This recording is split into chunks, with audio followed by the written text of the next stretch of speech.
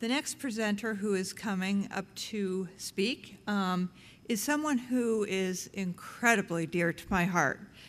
I mean, when I think back over all the years and all of the work that we have done, probably concentrated most on all of the parents and family who have actually lost a child to a sports accident.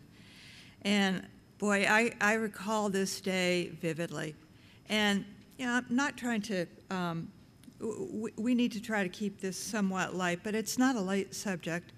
I was taking all my emails. It was one November day back in 2001, and it simply said Matthew Colby in the subject line. And I stopped. And out of all the emails, this meant something to me. It meant a lot to me because I had followed what happened to this young fella in California. Matthew Colby, 17-year-old football player in his senior year of high school, had received a second impact to his head, a concussion. And from the best we know, it was perhaps a second impact syndrome. And his uncle, Deron, was asking for help.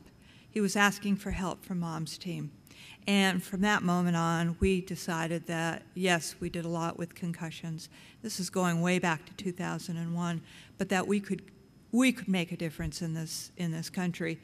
And when people say to me, what was the defining moment of when we really began to know about concussions? Was it back in 2007? And I'd say no, it really had to have been, if you really do your research, had to have been that day I received this email from Deron Colby, Matthew's uncle, asking us to do more, because we really dug in and we have been committed very quietly, heads down.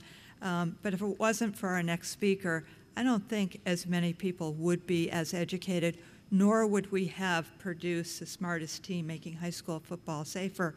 And frankly, nor would I still be standing up here after all these years, knowing that the next step is for us to really get out and implement everything that these brilliant researchers who've been speaking to you today. I really have to look back and say, this is probably all about Deron Colby. So I'd like to introduce you to Deron.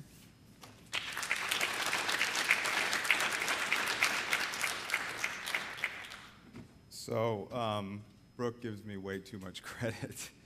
As she said, I sent an email to Brooke back in 2001 after my 17-year-old nephew died during a tackle football game, and I'm going to apologize ahead of time. I was reviewing the information in the newspaper articles from way back in 2001, and I realized that the emotions were still there, and I thought to myself, well, don't be a big baby, in front of everybody, try to hold it together. So I am here to talk to you about the death of my 17-year-old nephew, Matthew. I'm an attorney. I wanted to warn everybody, and I don't know why they saved the last three for the attorneys, but I wanted to warn everybody that sometimes I've been accused of delivering things in sort of a cold, factual way, and I'm a trial attorney, so I'm used to delivering messages to juries and judges, legal propositions, that sort of thing. So the message is important. I've sat here and I've listened to all the amazing speakers. I'm not a medical expert. I know really nothing medically about concussions other than what I've learned through MomsTEAM and through my research. So my tale today is really what happens when all these rules and all these medical protocols and all these systems that MomsTEAM and everyone else is helping set up, when they don't work. And I heard the last speaker say, Mr. Abrams, he said, mandating common sense. So this is what happens when common sense isn't followed on so many levels. And as I tell you the story, you're going to think I'm exaggerating. You are. Especially because most of you are knowledgeable about this area, head injuries and concussions. You're going to probably think to yourself, there's no way a doctor did this. There's no way that a coach missed this or a trainer missed this, or even, unfortunately, Matthew's parents and Matthew's uncle, me being one of them. And I wanted to quote actually from Matthew so you would know the kind of kid that he was. He was chatting online one night with a good friend of his, and he said, I don't want to be a star. I want to be the sun that shines down on everyone. He was an old soul. He didn't have a real good childhood. His father wasn't a part of his life, and so he had to grow up probably faster than he needed to. But he was an extremely good kid. And instead of tell you what I thought of Matthew, I thought the best thing to do would be to tell you what his friends thought about Matthew. I was reading memorial articles after his death, and these are the sort of themes that came out in the articles. He was quiet, popular, always had a smile for everyone. He didn't care about cliques or being cool. What he cared about was making people happy. One of my favorite stories about Matthew was he switched high schools his senior year. He showed up for the first game of the year, and he was wearing, first practice of the year, and he was wearing Mickey Mouse socks. The star quarterback of the team in an article said, I thought this kid was kind of dorky, but ended up becoming his best friend on the team. There was the principal of the school said in a quote in an article, he was shocked at the diversity of friends that showed up to pay tribute to Matthew. One of my other favorite quotes is from a former history teacher of Matthew's that said, Matthew was such a positive kid, never had a bad thing to say about anyone, and you could tell that he would have a positive effect on people the rest of his life. Unfortunately, although Matthew did have a positive effect on people during his life, probably the most effect he's had is after death. So this is how it happened. And again, I think some of you are going to be shocked at the sort of things that were missed. During the first game of the year, Matthew sustained a concussion. It was early September of 2001.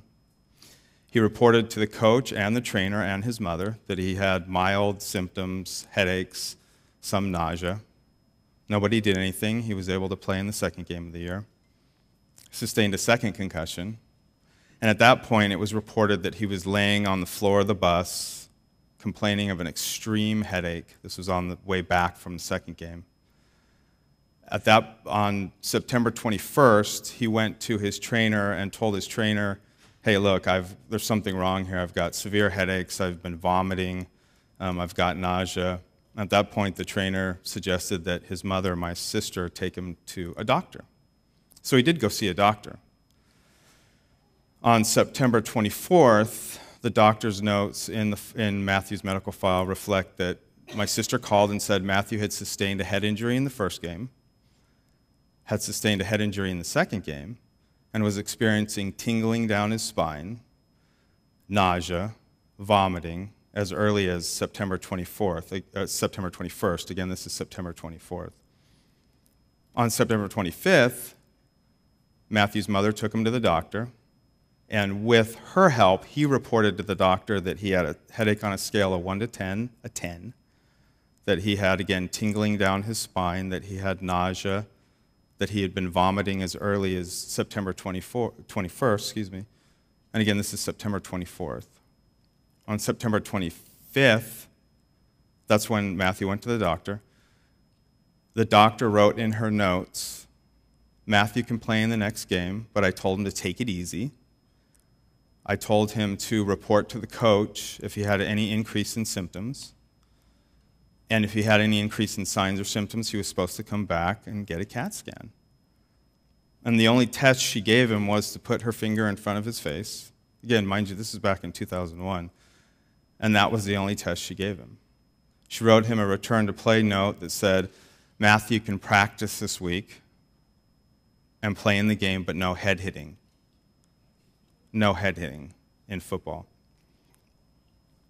With that note, Matthew went to play in the third game of the year, took his traditional position as wedge breaker on the kickoff team. At the time, they called it a suicide squad. Ran down the field, launched himself into the kickoff, into the wedge, broke up the wedge, took his position as outside linebacker on defense, played a couple unspectacular plays, wobbled off the field, went to the trainer's table, laid down on the trainer's table. At that point, my dad, his grandfather, thought, okay, there's something seriously wrong here, and went down to the trainer's table. The trainer had reported that Matthew's hands were convulsing, and he was drifting in and out of consciousness. My dad went down, held Matthew's hand, and said, at that point, Matthew closed his eyes for the last time, and a tear rolled down his cheek. Matthew was dead. That's how quickly it happened. It didn't take a catastrophic hit. It didn't take a particularly violent hit in that third game of the year, and he died of second impact syndrome. So at that point, we had questions, obviously. We wanted to know why something like this would happen and how something like this could happen. The coroner's report characterized the death as accidental, but said cause of death, repeated blunt force trauma to the head.